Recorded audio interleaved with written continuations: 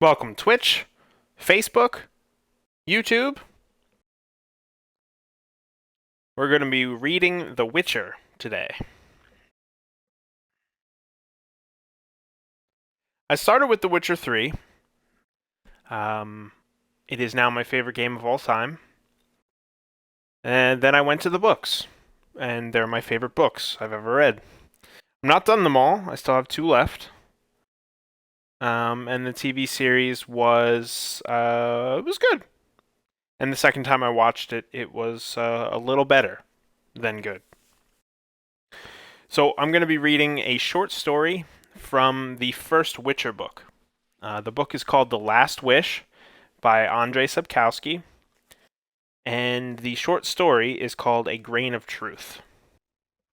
So here we go.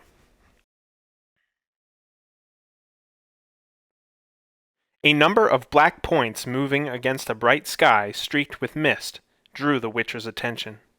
Birds. They wheeled in slow, peaceful circles, then suddenly swooped and soared up again, flapping their wings. The Witcher observed the birds for a long time, then, bearing in mind the shape of the land, density of the wood, depth and course of the ravine, which he suspected lay in his path, calculated the distance to them and how long he would take to cover it. Finally, he threw aside his coat, tightened the belt across his chest by 2 holes. The pommel and hilt of his sword strapped across his back peeked over his shoulder. "We'll go a little out of our way, Roach," he said. "We'll take a detour from the highway. I don't think the birds are circling there for nothing." The mare walked on, obedient to Geralt's voice. "Maybe it's just a dead elk," said Geralt. "But maybe it's not. Who knows?" There was a ravine, as he had suspected. The Witcher scanned the crowns of the trees, tightly filling the rift. But the sides of the gully were gentle, the riverbed dry and clear of blackthorns and rotting tree trunks. He crossed it easily. On the other side was a copse of birches, and behind it a large glade, heath and undergrowth, which threw tentacles of tangled branches and roots upward. The birds, scared away by the appearance of a rider, soared higher, croaking sharply in their hoarse voices. Geralt saw the first corpse immediately. The white of the sheepskin jacket and matte blue of the dress stood out clearly against the yellowing clump of sedge. He didn't see the second corpse, but its location was betrayed by 3 wolves, sitting calmly on their haunches, watching the Witcher. His mare snorted, and the wolves, as if at command, unhurriedly trotted into the woods, every now and again turning their triangular heads to watch the newcomer. Geralt jumped off his horse. The woman in the sheepskin and blue dress had no face or throat, and most of her left thigh had gone. The Witcher, not leaning over, walked by her. The man lay with his face to the ground. Geralt didn't turn the body over, seeing that the wolves and birds hadn't been idle. And there was no need to examine the corpse in detail. The shoulders and back of the woolen doublet were covered with thick black rivulets of dried blood.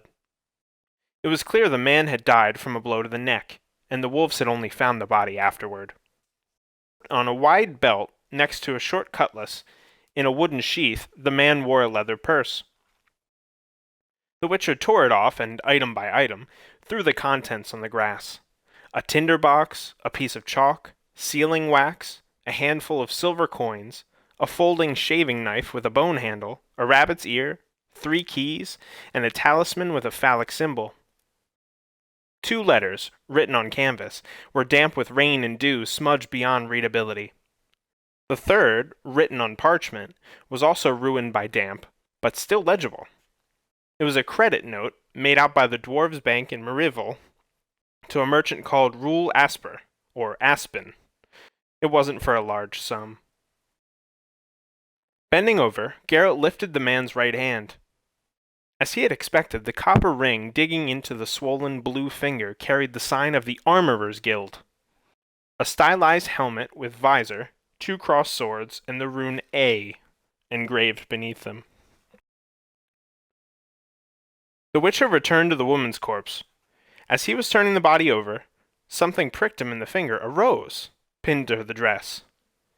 The flower had withered but not lost its color. The petals were dark blue, very dark blue. It was the first time Geralt had seen such a rose. He turned the body over completely and winced. On the woman's bare and bloody neck were clear bite marks, and not those of a wolf. The Witcher carefully backed away to his horse. Without taking his eyes from the forest edge, he climbed into the saddle. He circled the glade twice and, leaning over, looked around, examining the ground closely. "So, Roach," he said quietly, "the case is reasonably clear. The armorer and the women arrived on horseback from the direction of the forest. They were on their way home from Murreville, because nobody carries an uncashed credit note for long. Why they were going this way and not following the highway, I don't know, but they were crossing the heath side by side, and then, again, I don't know why, they both dismounted or fell from their horses. The armorer died instantly. The woman ran, then fell and died, and whatever attacked her, which didn't leave any tracks, dragged her along the ground with her throat in its teeth. The horses ran off. This happened 2 or 3 days ago." The mare snorted restlessly, reacting to his tone of voice. "The thing which killed them," continued Geralt, watching the forest's edge, "was neither a werewolf nor a leshy. Neither would have left so much for the scavengers. If there were swamps here, I'd say it was a kikimora or a viper, but there aren't any swamps here." Leaning over, the Witcher pulled back the blanket which covered the horse's side and uncovered another sword strapped to the saddlebag, one with a shining, ornate guard and black corrugated hilt. "Well, Roach, we're taking a roundabout route. We'd better check why this armorer and woman were riding through the forest, not along the highway. If we pass by, ignoring such incidents, we won't ever earn enough for your oats, will we?" The mare obediently moved forward across the heath, carefully sidestepping hollows. "Although it's not a werewolf, we won't take any risks," the Witcher continued, taking a bunch of dried monk's head from the saddlebag and hanging it by the bit. The mare snorted. Geralt unlaced his tunic a little, and pulled out a medallion engraved with a wolf, with bared jaws. The medallion, hanging on a silver chain, bobbed up and down in rhythm to the horse's gait, sparkling in the sun's rays like mercury. He noticed the red tiles of the tower's conical roof from the summit of a hill as he cut across a bend in the faint trail. The slope, covered with hazel, dry branches, and a thick carpet of yellow leaves, wasn't safe to descend on horseback. The Witcher retreated, carefully rode down the incline, and returned to the main path. He rode slowly, stopped the horse every now and again, and, hanging from the saddle, looked out for tracks. The mare tossed her head, neighing wildly, stamped and danced on the path, kicking up a storm of dried leaves. Geralt, wrapping his left arm around the horse's neck, swept his right hand, the fingers arranged in the sign of Axia, over the mount's head as he whispered an incantation. "Is it as bad as all that?" he murmured, looking around and not withdrawing the sign. "Easy, Roach, easy." The charm worked quickly, but the mare prodded with his heel, moved forward reluctantly, losing the natural springy rhythm of her gait.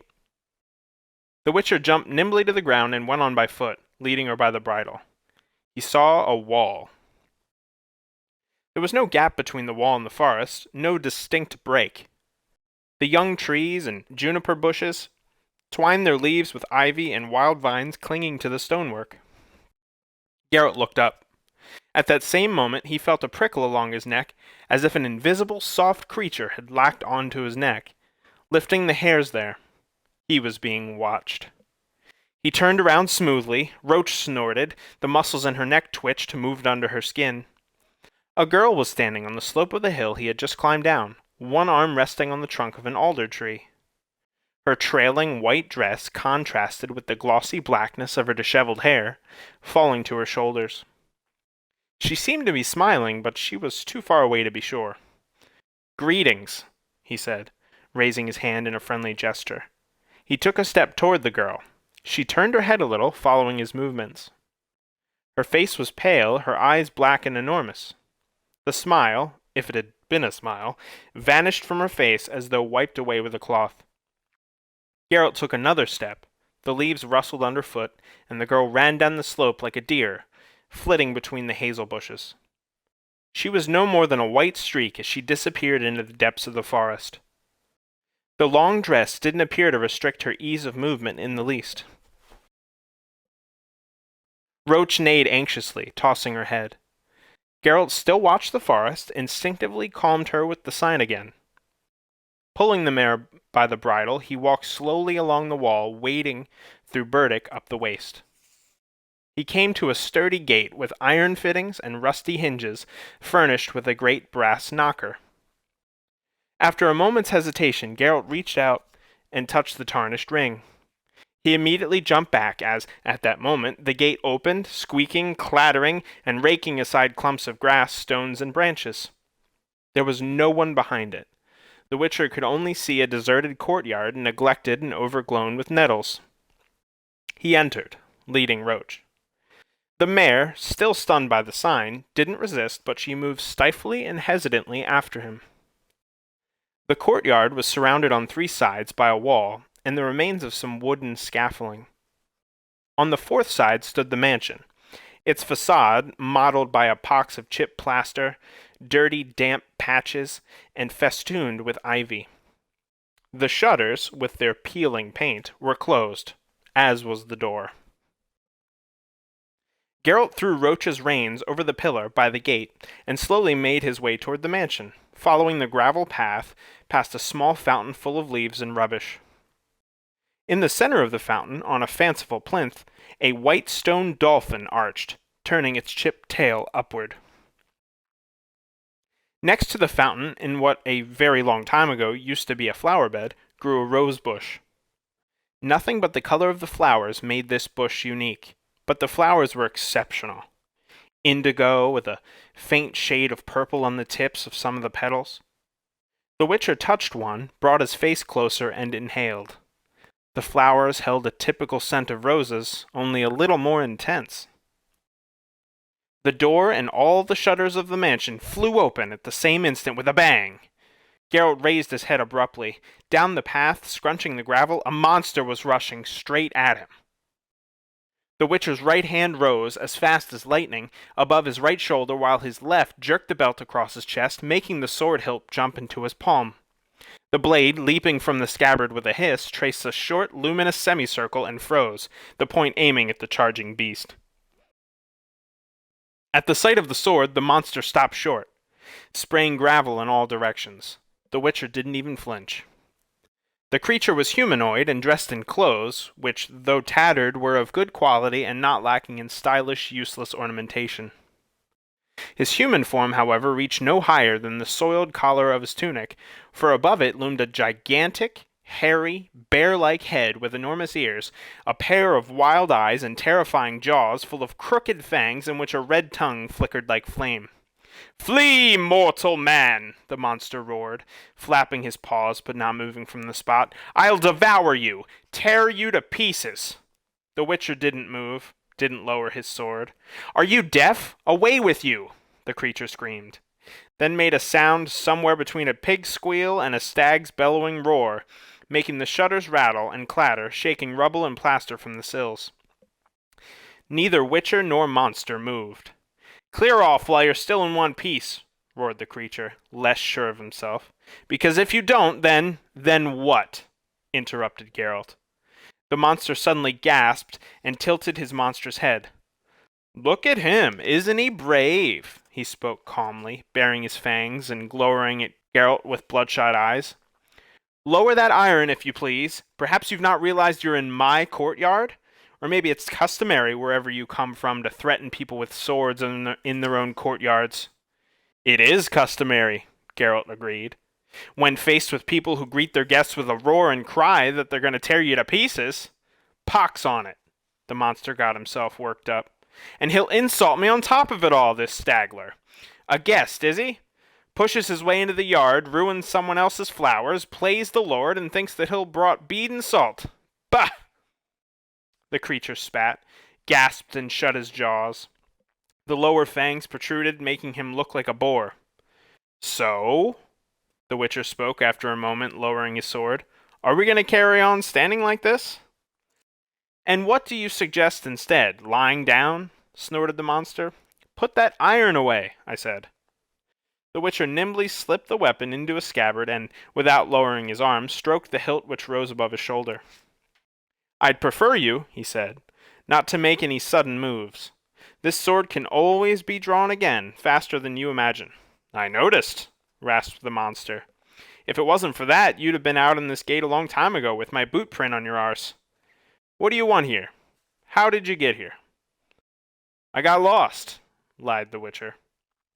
You got lost, repeated the monster, twisting his jaws on a menacing grin. Well, unloose your way. Out of the gate. Turn your left ear to the sun and keep walking, and you'll soon get back to the highway. Well, what are you waiting for? Is there any water? Asked Geralt calmly. The horse is thirsty, and so am I, if that doesn't inconvenience you. The monster shifted from one foot to the other and scratched his ear. Listen, you, he said. Are you really not frightened of me? Should I be? The monster looked around, cleared his throat, and yanked up his baggy trousers. Pox on it, what's the harm of a guest in the house? It's not every day I meet someone who doesn't run away or faint at the sight of me. All right, then. If you're a weary but honest wanderer, I invite you in. But if you're a brigand or a thief, then I warn you, this house does what I tell it to. Within these walls, I rule. He lifted his hairy paw. All the shutters clattered against the wall once more, and deep into the dolphin's stone gullet something rumbled. I invite you in, he repeated. Geralt didn't move, scrutinizing him. Do you live alone? What's that to do with you? Said the monster angrily, opening his jaws and croaked loudly. Oh, I see.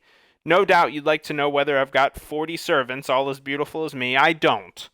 Well, Pox, are you going to make use of a generous invitation? If not, the gate's over there. Geralt bowed stiffly. I accept your invitation, he said formally. I won't slight the right of hospitality. My house is your house, the monster said in return, just as formally, although a little offhandedly. This way, please, dear guest, and leave the horse here by the well. The interior was in need of extensive repair, although it was reasonably clean and tidy. The furniture had been made by skilled craftsmen, if a very long time ago. A pungent smell of dust hung in the dark rooms. Light! Growled the monster, and the torch in its iron bracket burst into flames and sooty smoke. Not bad, remarked the Witcher. The monster cackled. That's it? I see you won't be amazed by any old trick. I told you this house obeys my commands. This way, please. Careful, the stairs are steep. Light! On the stairs, the monster turned. What's that around your neck, dear guest? Have a look. The creature took the medallion in his paw, lifted up to his eyes, tightening the chain around Geralt's neck a little. The animal has an unpleasant expression. What is it? My guild's badge. Ah, you make muzzles, no doubt. This way, please. Light! The center of the large room, completely devoid of windows, was taken up by a huge oak table, empty apart from an enormous brass candlestick, slowly turning green and covered with trickles of hardened wax. At the monster's command, the candles lit and flickered, brightening the interior a little. One wall was hung with weapons, compositions of round shields, crossed partisans, javelins, and guisarmes, heavy sabers and axes. Half of the adjacent wall was taken up by an enormous fireplace, above which hung rows of flaking and peeling portraits. The wall facing the entrance was filled with hunting trophies, elks and stag antlers whose branching racks threw long shadows across the grinning mounted heads of wild boar, bear, and lynx, over the ruffled and frayed wings of eagles and hawks. The place of honor was filled by rock dragon's head, tainted brown, damaging and leak stuffing. Geralt examined it more closely. My grandpa killed it, said the monster, throwing a huge log into the fireplace. It was probably the last one in the vicinity when it got itself killed. Sit, my dear guest. You hungry? I won't deny it, dear host. The monster sat at the table, lowered his head, clasped his hairy paws over his stomach, muttered something while twiddling his enormous thumbs, then suddenly roared, thumping the table with his paw.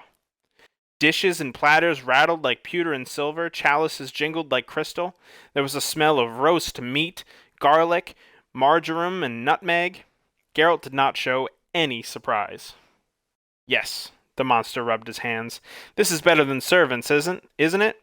Help yourself, dear guest. Here is some fowl, here's some boar ham, here terrine of I don't know what. Something. Here, we have some hazel grouse. Pox, no, it's partridge. I got the spells muddled up. Eat up, eat up. This is proper, real food, don't worry. I'm not worried. Geralt tore the fowl in two. I forgot, snorted the monster, that you're not timid. What shall I call you? Geralt. And your name, dear host? Nivellen. But they call me Deegan or Fanger around here, and they use me to frighten children. The monster poured the contents of an enormous chalice down his throat, after which he sank his fingers in the terrine, tearing half of it from the bowl in one go. Frighten children, repeated Geralt with his mouth full. Without any reason, no doubt? Of course not. Your health, Geralt. And yours, Nivellen. How's the wine? Have you noticed that it's made from grapes and not apples? But if you don't like it, I'll conjure up a different one. Thank you, it's not bad. Are your magical powers innate? No, I've had them since growing this. This trap, that is. I don't know how it happened myself, but the house does whatever I wish. Nothing very big. I can conjure up food, drink, clothes, clean linen, hot water, soap.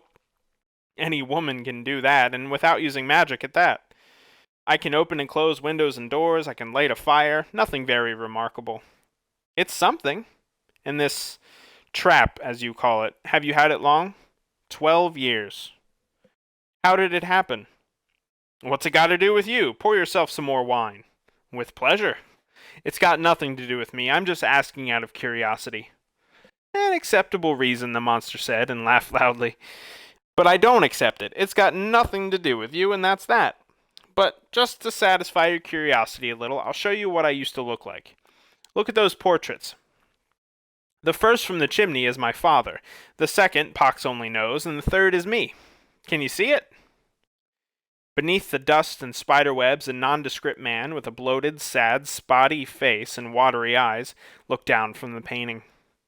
Geralt, who was no stranger to the way portrait painters tended to flatter their clients, nodded. Can you see it? Repeated Nivellen, baring his fangs. I can. Who are you? I don't understand. You don't understand? The monster raised his head. His eyes shone like a cat's. My portrait is hung beyond the candlelight. I can see it, but I'm not human. At least not at the moment. A human looking at my portrait would get up, go closer, and no doubt have to take the candlestick with him. You didn't do that, so the conclusion is simple. But I'm asking you plainly, are you human? Geralt didn't lower his eyes. If that's the way you put it, he answered after a moment's silence, then not quite. Ah, surely it won't be tactless if I ask, in that case, what you are. A witcher. Ah, Nivellen repeated after a moment. If I remember rightly, witchers earn their living in an interesting way. They kill monsters for money. You remember correctly. Silence fell again. Candle flames pulsated, flicked upward in thin wisps of fire, glimmering in the cut crystal chalices. Cascades of wax trickled down the candlestick. Nivellen sat still, lightly twitching his enormous ears. Let's assume, he said finally, that you draw your sword before I jump on you. Let's assume you even manage to cut me down. With my weight, that won't stop me. I'll take you down through sheer momentum, and then it's teeth that'll decide.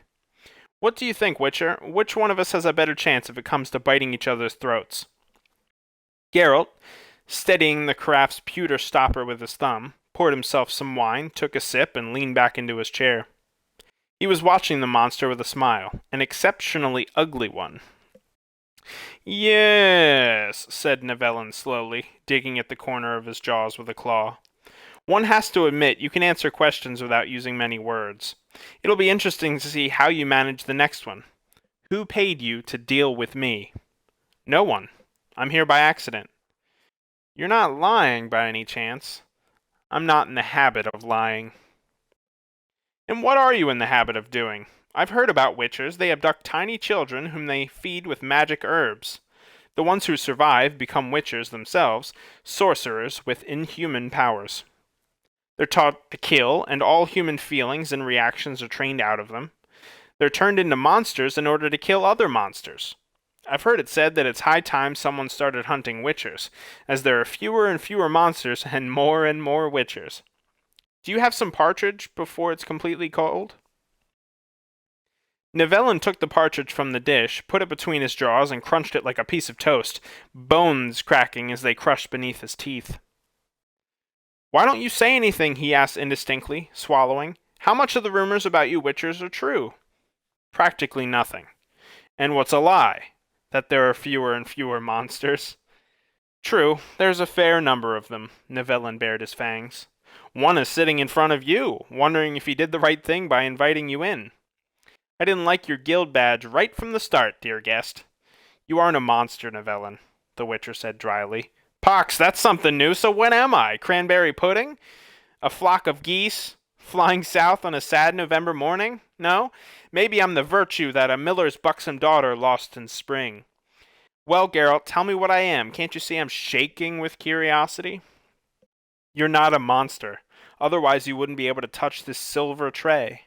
And in no way could you hold my medallion. Ha! Nevellin roared so powerfully the candle flames fell horizontal for a moment.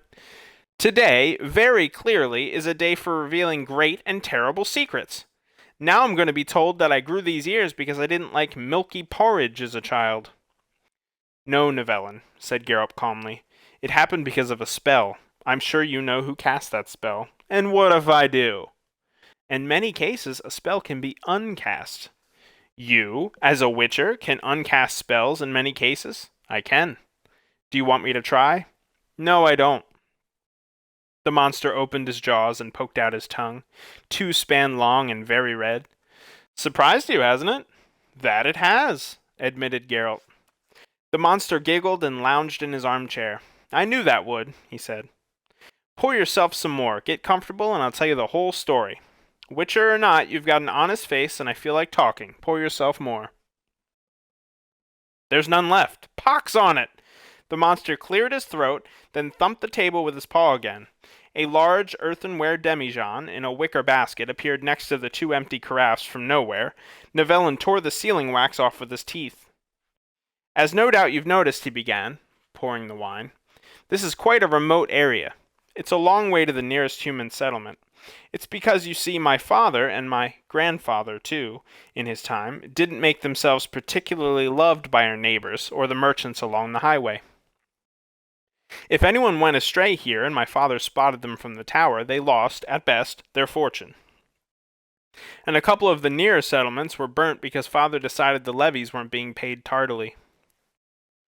Not many people liked my father, except for me, naturally. I cried awfully when was left of my father after a blow from a 2-handed sword was brought home on a cart one day. Grandpa didn't take part in robbery anymore because ever since he was hit in the head with a morning star, he had a terrible stutter. He dribbled and rarely made it to the privy on time. As their heir, I had to lead the gang. I was young at the time, Nevellin continued, a real milksop, so the lads in the crew wound me around their little fingers in a flash. I was as much in command of them as a fat piglet is a pack of wolves. We soon began doing things which father would never have allowed had he been alive. I'll spare you the details and get straight to the point. One day we took ourselves as far as Gelabal, near Mert, and robbed a temple. A young priestess was there too. Which temple, Nevellin? Pox only knows, but it must have been a bad one. There were skulls and bones on the altar, I remember, and a green fire was burning. It stank like nobody's business. But to the point, the lads overpowered the priestess and stripped her, then said I had become a man. Well, I became a man, stupid little snot that I was, and while I was achieving manhood, the priestess spat into my face and screamed something. What? That I was a monster in human skin? I'd be a monster in a monster's skin. Something about love, blood, I can't remember. She must have had the dagger, a little one, hidden in her hair. She killed herself, and then we fled from there, Geralt. I'm telling you, we nearly wore horses out. It was a bad temple. Go on. Then it was as the priestess had said. A few days later, I woke up, and as the servants saw me, they screamed and took to their heels. I went to the mirror. You see, Geralt, I panicked, had some sort of a attack. I remember it almost through a haze. To put it briefly, corpses fell. Several. I used whatever came to hand, and I'd suddenly become very strong. And the house helped as best it could. Doors slammed, furniture flew in the air, fires broke out. Whoever could get out ran away in a panic. My aunt and cousin, the lads from the crew. What am I saying? Even the dogs howled and cowered. My cat, Glutton, ran away. Even my aunt's parrot kicked the bucket out of fear. I was alone, roaring, howling, going mad, smashing whatever came to hand, mainly mirrors. Nivellen paused, sighed, and sniffed. When the attack was over, he resumed after a while, it was already too late. I was alone. I couldn't explain to anyone that only my appearance had changed, that, although in this terrible shape, I had just a stupid youngster sobbing over the servants' bodies in an empty manor. I was afraid they'd come back and kill me before I could explain, but nobody returned. The monster grew silent for a moment and wiped his nose on the sleeve. I don't want to go back to those first months, Geralt. It still leaves me shaking when I recall them. I'll get to the point. For a long time, a very long time, I sat in the manor, quiet as a mouse, not stirring from the place. If anyone appeared, which rarely happened, I wouldn't go out. I'd tell the house to slam the shutters a couple times, or I'd roar through the gargoyle, and that was usually enough for would-be guests to leave in a hurry. So that's how it was, until one day I looked out the window, one pale dawn, and what did I see? Some trespasser stealing a rose from my aunt's bush. And it isn't just any old rose bush, those are blue roses from Nazir. It was grandfather who brought the seedlings. I flew into a fury and jumped outside. The fat trespasser, when he got his voice back, he'd lost it when he saw me, squealed that he only wanted a few flowers for his daughter, that I should spare him, spare his life, and his health. I was just ready to kick him out of the main gate when I remembered something. Stories, Lenka, my nanny, the old bag, used to tell me. Pox on it, I thought, if pretty girls turn frogs into princes, or the other way around, then maybe there's a grain of truth in these stories, a chance. I leapt 4 yards, roared so loudly Wildvine tumbled from the wall, and I yelled, "Your daughter or your life!" Nothing better came to mind. The merchant, for he was a merchant, began to weep, then confessed that his daughter was only 8. Are you laughing? No. I didn't know whether to laugh or cry over my shitty fate. I felt sorry for the old traitor. I couldn't watch him shake like that. I invited him inside, made him welcome, and when he was leaving, I poured gold and precious stones into his bag. There was still a fair fortune in the cellar from Father's Day. I hadn't quite known what to do with it, so I would allow myself this gesture. The merchant beamed and thanked me so profusely that he slobbered all over himself. He must have boasted about his adventure somewhere, because not 2 weeks had gone by when another merchant appeared. He had a pretty large bag ready with him, and a daughter, also pretty large. Nivellen extended his legs under the table and stretched until the armchair creaked. I came to an understanding with the merchant in no time, he continued. He'd leave her with me for a year. I had to help him load the sack onto his mule. He wouldn't have managed by himself. And the girl? She had fits at the sight of me for a while. She really thought I'd eat her. But after a month, we were eating at the same table, chatting and going for long walks. She was kind and remarkably smart, and I'd get tongue-tied when I talked to her. You see, Geralt, I was always shy with girls, always made a laughing-stock of myself, even with wenches from the cowshed which dung up to their knees, girls the lads from the crew turned over this way and that at will. Even they made fun of me. To say nothing of having a maul like this, I couldn't even make myself say anything about why I had paid so dearly for a year of her life. The year dragged like the stench following marauding troops until at last the merchant arrived and took her away. I locked myself in the house, resigned, and didn't react for several months to any guests who turned up with daughters. But after a year spent with company, I realized how hard it was to live without anyone to talk to. The monster made a noise which was supposed to be a sigh, but came out more like a hiccup. The next one, he said after a while, was called Fen. She was small, bright, and chirpy, a real gold crest. She wasn't frightened of me at all. Once on the anniversary of my first haircut, my coming of age, we'd both drunk too much mead, and straight after, I jumped out of bed and ran to the mirror. I must admit I was disappointed and despondent. The trap was same as it ever was, if with a slightly more stupid expression. And they say the wisdom of ages is to be found in fairy tales. It's not worth a shit, wisdom like that, Geralt. Well, Fen quickly tried to make me forget my worries. She was a jolly girl, I tell you. Do you know what she thought up? We'd both frighten unwanted guests. Imagine. A guest like that enters the courtyard, looks around, and then, with a roar, I charge at him on all fours with Fen, completely naked, sitting on my back and blowing my grandfather's hunting horn. Nivellen shook with laughter, the white of his fangs flashing. Fen, he continued, stayed with me for a year and then returned to her family with a huge dowry. She was preparing to marry a tavern owner, a widower. Carry on, Nivellen. This is interesting. You think so? Said the monster, scratching himself between the ears with a rasping sound. All right, the next one, Primula, was the daughter of an impoverished knight. The knight, when he got here, had a skinny horse, a rusty cuirass, and incredible debts. He was as hideous as cow dung, I tell you, Geralt, and spread a similar smell. Primula, I'd wager my right hand, was conceived while he was at war, as she was quite pretty. I didn't frighten her either, which isn't surprising, really, as compared to her parent, I might have appeared quite comely. She had, as it turned out, quite a temperament, and I, having gained some self-confidence, seized the moment by the horns. After 2 weeks, Primula and I had already a very close relationship. She liked to pull me by the ears and shout, "Bite me to death, you animal! And tear me apart, you beast!" and other equally idiotic things. I ran to the mirror in the breaks, but just imagine, Geralt, I looked at myself with growing anxiety. Less and less did I long to return to my former shape. You see, Geralt, I used to be a weakling, and now I'd become a strapping fellow. I'd keep getting ill, I'd cough, and my nose would run, but now I don't catch anything. And my teeth. You wouldn't believe how rotten my teeth had been, and now I can bite through that leg of the chair. Do you want me to bite the chair leg? No, I don't.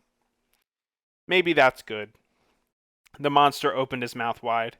My showing off used to amuse girls, and there aren't whole many chairs left in the house. Nivellen yawned, his enormous tongue rolling up into a tube. This talking has made me tired, Geralt. Briefly, there were two after Primula, Ilka and Venamira. Everything happened in the same way to the point of boredom.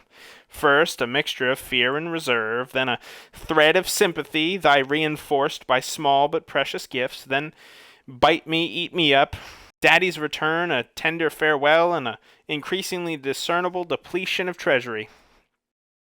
I decided to take longer breaks to be alone. Of course, I'd long ago stopped believing that a virgin's kiss would transform the way I looked, and I'd come to terms with it. And what's more, I'd come to the conclusion that things were fine as they were, and that there wasn't any need for changes. Really? No changes, Nivellen? It's true, I have a horse's health, which came with the way I look for one. Secondly, my being different works on girls like an aphrodisiac. Don't laugh, I'm certain that as a human, I'd have to give a mighty good chase to get a girl like, for example, Venamira, who is an extremely beautiful maid. I don't suppose she'd have glanced twice at the fellow in the portrait. And thirdly, safety. Father had enemies, and a couple of them had survived. People whom the crew, under my pitiful leadership, had sent to their graves, had relatives. There's gold in the cellar. If it wasn't for the fear inspired by me, somebody would come and get it, if only peasants with pitchforks. You seem quite sure, Geralt remarked, playing with an empty chalice, that you haven't offended anyone in your present shape. No father, no daughter, no relative or daughter's betrothed. Leave off, Geralt. Nivellen was indignant. What are you talking about? The fathers couldn't contain themselves for joy. I told you I was incredibly generous. And the daughters? You didn't see them when they got here in their dresses of sackcloth, their little hands raw from washing, their shoulders stooped from carrying buckets. Even after 2 weeks with me, Primula still had marks on her back and thighs from the strap her knightly father had beaten her with. They walked around like princesses here, carrying nothing but a fan, and didn't even know where the kitchen was. I dressed them up and covered them with trinkets. At the click of a finger, I'd conjure up hot water in the tin bath Father had plundered from my mother at Isengard. Can you imagine? A tin bath! There's hardly a regent, what am I saying? Hardly a lord who's got a tin bath at home. This was a house from a fairy tale for them, Geralt, and as far as a bed is concerned, well, pox on it. Virtue is rarer today than a rock dragon. I didn't force any of them, Geralt. But you suspected someone had paid me to kill you. Who would have? A scoundrel who wanted the contents of my cellar but didn't have any more daughters, Nivellen said empathetically. Human greed knows no limits. And nobody else? And nobody else. They both remained silent, gazing at the nervous flicker of the candle flames. Nivellen, said the Witcher suddenly, are you alone now? Witcher, answered the monster after a moment's hesitation.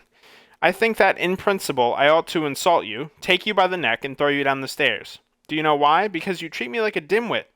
I notice how you've been cocking your ears and glancing at the door. You know perfectly well that I don't live alone. Am I right? You are, I'm sorry. Pox on your apologies. Have you seen her? Yes, in the forest by the gate. Is she why merchants and daughters have been leaving here empty-handed for some time? So you know about that too. Yes, she's the reason. Do you mind if I ask whether... Yes, I do mind. Silence again. Oh well, it's up to you, the Witcher finally said, getting up. Thanks for your hospitality, dear host. Time I was on my way. Quite right. Nivellen also got up. For certain reasons, I can't offer you a room in the manor for the night, and I don't encourage you to spend the night in these woods. Ever since the area has been deserted, it's been bad at night here.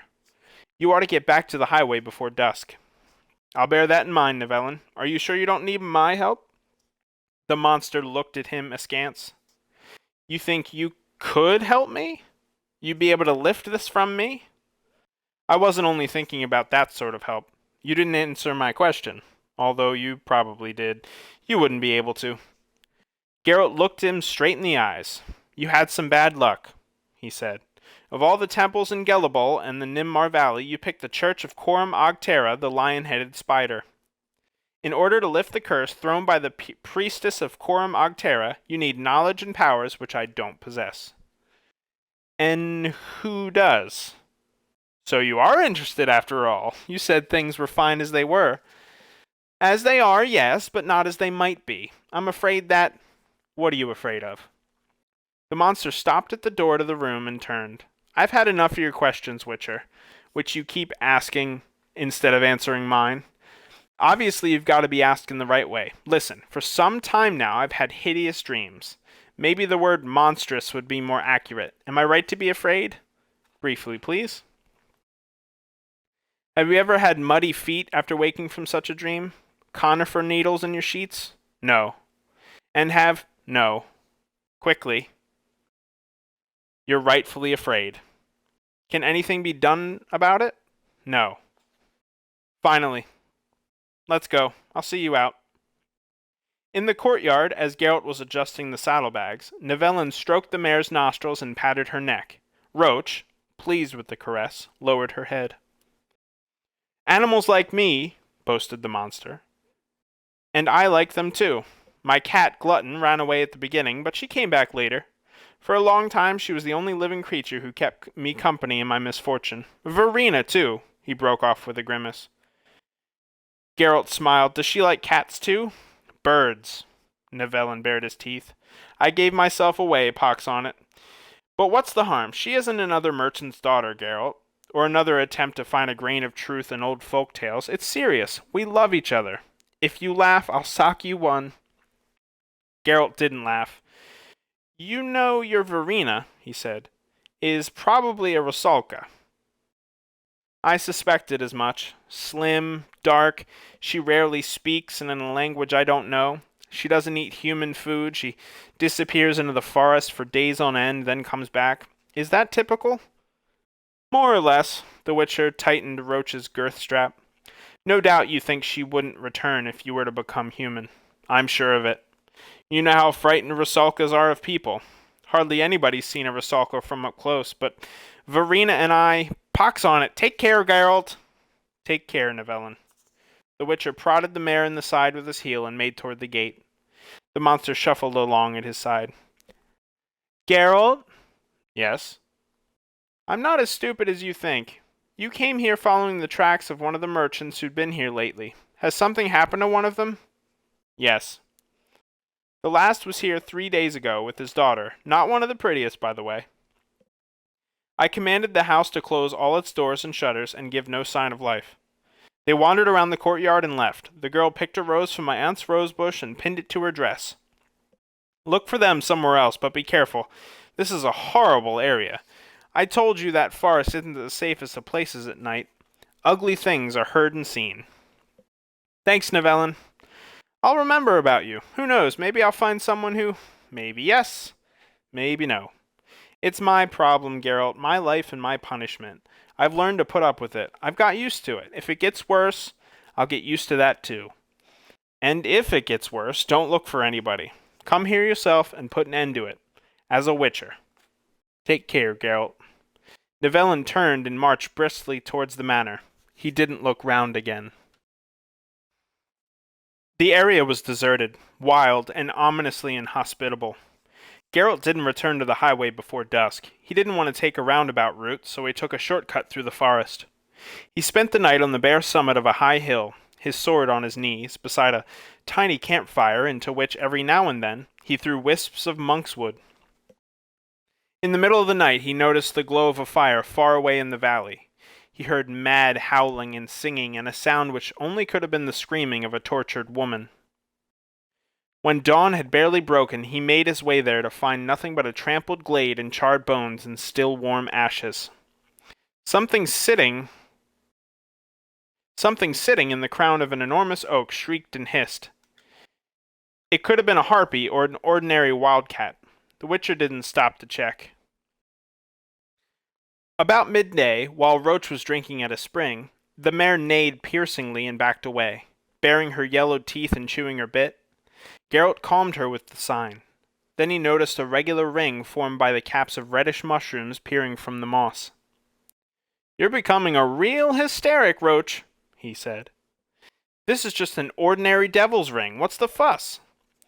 The mare snorted, turning her head toward him. The Witcher rubbed his forehead, frowned, and grew thoughtful. Then he leapt into the saddle, turned the horse around, and started back, following his own tracks. "Animals like me," he muttered. "Sorry, Roach, it turns out you got more brains than me." The mare flattened her ears against her skull and snorted, throwing up earth with her hooves. She didn't want to go. Geralt didn't calm her with the sign. He jumped from the saddle and threw the reins over the horse's head. He no longer had his old sword and his leathered skin sheath on his back. Its place was filled with a shining, beautiful weapon with a cruciform and splendor, well-weighted hilt, ending in a spherical pommel made of white metal. This time the gate didn't open for him. It was already open, just as he had left it. He heard singing. He didn't understand the words. He couldn't even identify the language. He didn't need to. The Witcher felt and understood the very nature, the essence of this quiet, piercing song which flowed through the veins in a wave of nauseous, overpowering menace. The singing broke off abruptly, and then he saw her.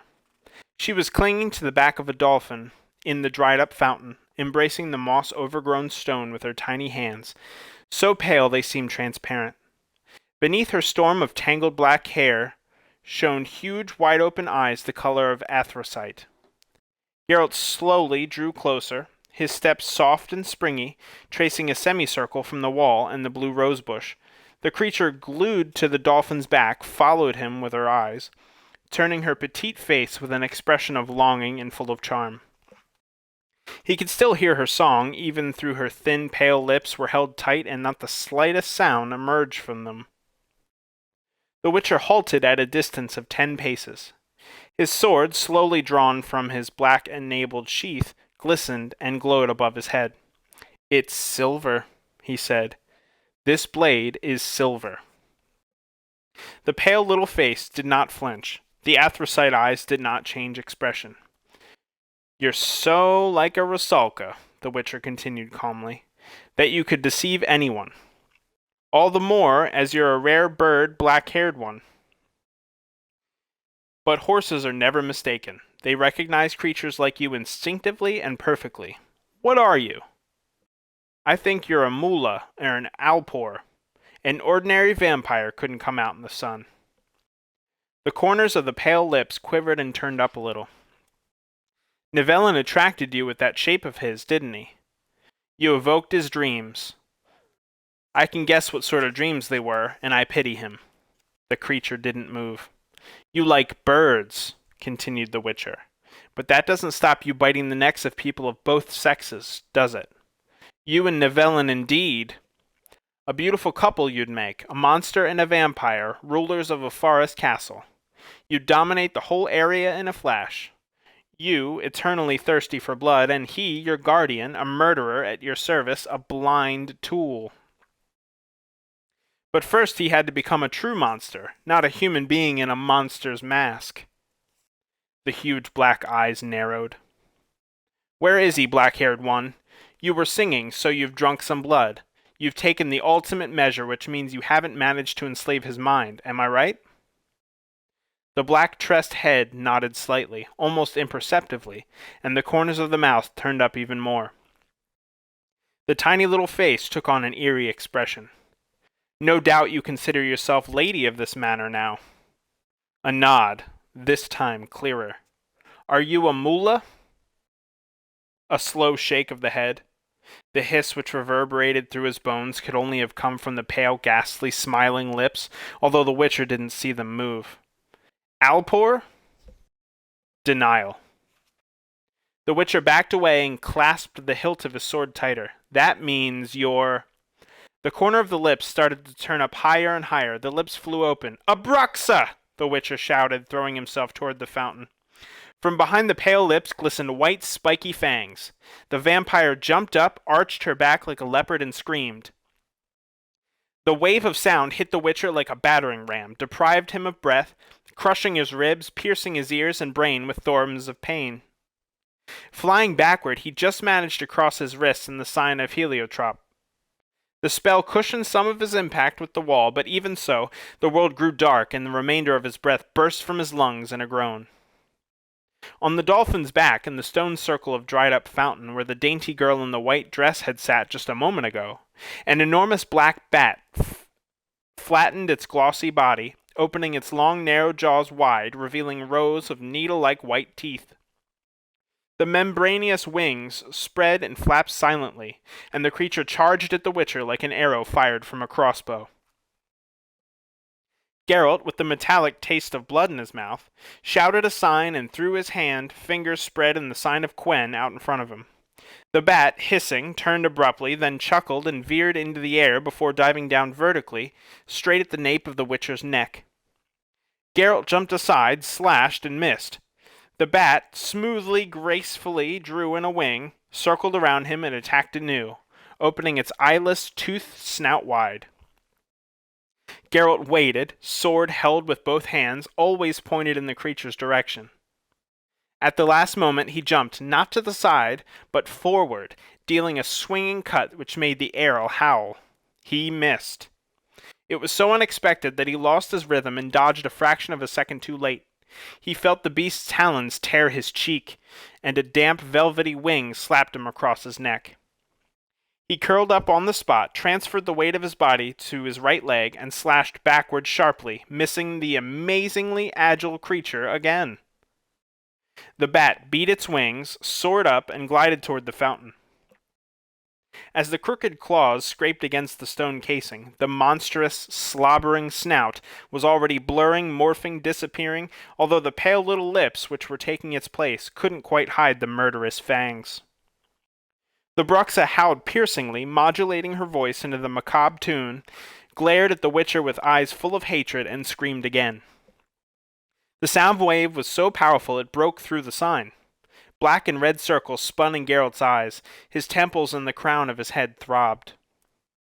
Through the pain drilling in his ears, he began to hear voices wailing and moaning. The sound of flute and oboe, the rustle of a gale. The skin on his face grew numb and cold.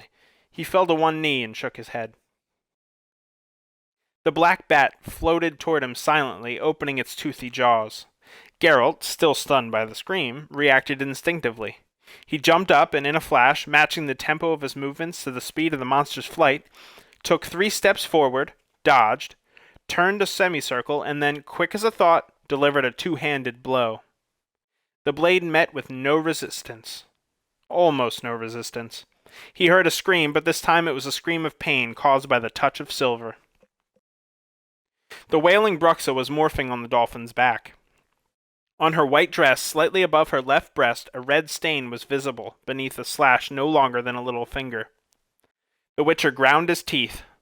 The cut, which should have sundered the beast in two, had been nothing but a scratch. "Shout, vampire!" he growled, wiping the blood from his cheek. "Scream your guts out, lose your strength, and then I'll slash your pretty little head off. You will be the first to grow weak, sorcerer. I will kill you." The Bruxa's lips didn't move, but the Witcher heard those words clearly. They resounded in his mind, echoing and reverberating as if under water. "We shall see," he muttered through his teeth as he walked bent over in the direction of the fountain. "I will kill you. I'll kill you. I'll kill you. We shall see." "Verena!" Nivellen, his head hanging low and both hands clinging to the doorframe, stumbled from the mansion. He staggered toward the fountain, waving his paws unsteadily. Blood stained the cuff of his tunic. "Verena!" he roared again. The Bruxa jerked her head in his direction. Geralt, raising his sword to strike, jumped toward her, but the vampire's reaction was much faster. A sharp scream and another sound wave knocked the Witcher from his feet. He tumbled onto his back and scraped against the gravel of the path. The Bruxa arched and tensed to jump, her fangs flashing like daggers. Nivellen, spreading his paws like a bear, tried to grab her, but she screamed straight into his face, throwing him back against the wooden scaffolding under the wall, which broke with a sharp crash and buried him beneath a stack of timber. Geralt was already on his feet, running, tracing a semicircle around the courtyard, trying to draw the Bruxa's attention away from Nivellen. The vampire, fluttering her white dress, scurried straight at him, light as a butterfly, barely touching the ground. She was no longer screaming, no longer trying to morph. The Witcher knew she was tired and that she was still lethal. Behind Geralt's back, Nivellen was clattering under the scaffolding, roaring. Geralt leapt to the left, executing a short moulinet with his sword to confuse the Bruxa gliding toward him. White and black, wind-blown, terrible. He'd underestimated her. She screamed. He didn't make the sign in time, flew backward until he thumped against the wall. The pain in his spine shot all the way to the tips of his fingers, paralyzed his shoulders, cut him down at the legs. He fell to his knees. The Bruxa, wailing melodiously, jumped toward him. "Verena!" roared Nivellen. She turned, and Nivellen forced the sharp broken end of a 3-meter-long pole between her breasts. She didn't shout. She only sighed. The Witcher shook, hearing this sigh. They stood there. Nivellen, on widespread legs, was wielding the pole in both hands, one end firmly secured under his arm. The Bruxa, like a white butterfly on a pin, hung on the other end of the stake, clutching it with both hands. The vampire exhaled excruciatingly and suddenly pressed herself hard against the stake. Geralt watched a red stain bloom on her back, on the white dress through which broken tip emerged as a geyser of blood, hideous, almost obscene. Nivellen screamed, took one step back, then another, retreating from her, but he didn't let go of the pole and dragged the Bruxa behind him. One more step, and he leaned back against the mansion. The end of the pole scraped against the wall. Slowly, as if a caress, the Bruxa moved her tiny hands along the stake, stretched her arms out to their full length, grasped the pole hard, and pulled on it again. Over a meter of bloodied wood had already protruded from her back. Her eyes were wide open, her head flung back. Her sighs became more frequent and rhythmic, turning into a ruckling wheeze. Geralt stood, but, fascinated by the scene, still couldn't make himself act. He heard words resounding dully within his skull, as if echoing around a cold, damp dungeon. "Mine or nobody's. I love you. Love you." Another terrible, vibrating sigh, choking in blood. The Bruxa moved further along the pole and stretched out her arms. Nivellen roared desperately, and without letting go of the stake, tried to push the vampire as far from himself as possible, but in vain. She pulled herself closer and grabbed him by the head. He wailed horrifically and tossed his hairy head. The Bruxa moved along the pole again and tilted her head toward Nevellin's throat. The fangs flashed a blinding white. Geralt jumped. Every move he made, every step was part of his nature, hard-learned, automatic, and lethally sure. 3 quick steps, and the third, like 100 such steps before, finished on the left leg with a strong, firm stamp. A twist of his torso and a sharp, forceful cut. He saw her eyes. Nothing can change now. He heard the voice. Nothing. He yelled to drown the word which she was repeating. Nothing could change. He cut. He struck decisively, like hundreds of times before, with the center of the blade, and immediately following the rhythm of the movement, took a 4th step and half a turn. The blade, freed by the half-turn, floated after him, shining, drawing a fan of red droplets in its wake. The streaming raven-black hair floated in the air, floated, floated, floated. The head fell into the gravel. There are fewer and fewer monsters? And what am I? Who's shouting? The birds? The woman in a sheepskin jacket and blue dress? The roses from Nazir? How quiet, how empty, what emptiness within me! Nevellin, curled up in a bundle, sheltering his head in his arms and shaking with twitches and shivers, was lying in the nettles by the manor wall. "Get up," said the Witcher. The young, handsome, well-built man, with a pale complexion, lying by the wall, raised his head and looked around. His eyes were vague. He rubbed them with his knuckles. He looked at his hands, felt his face. He moaned quietly, and putting his finger in his mouth, rang it along his gums for a long time. He grasped his face again and moaned as he touched the 4 bloody, swollen streaks on his cheek. He burst out sobbing, then laughed. "Geralt! How come? How did this, Geralt?" "Get up, Nevellin. Get up and come along. I've got some medicine in my saddlebags. We both need it." "I've no longer got—" "I haven't, have I? Geralt, why?" The Witcher helped him get up, trying not to look at the tiny hands, so pale as to be transparent, clenched around the pole, struck between the small breasts, which were now plastered with wet red fabric. Nevellin moaned again. "Verena." "Don't look. Let's go." They crossed the courtyard, holding each other up, and passed the blue rosebush. Nevellin kept touching his face with his free hand. "Incredible, Geralt! After so many years, how's it possible?" "There's a grain of truth in every fairy tale," said the Witcher quietly. "Love and blood, they both possess a mighty power. Wizards and learned men have been racking their brains over this for years, but they haven't arrived at anything except that—" "What, Geralt?" "It has to be true love."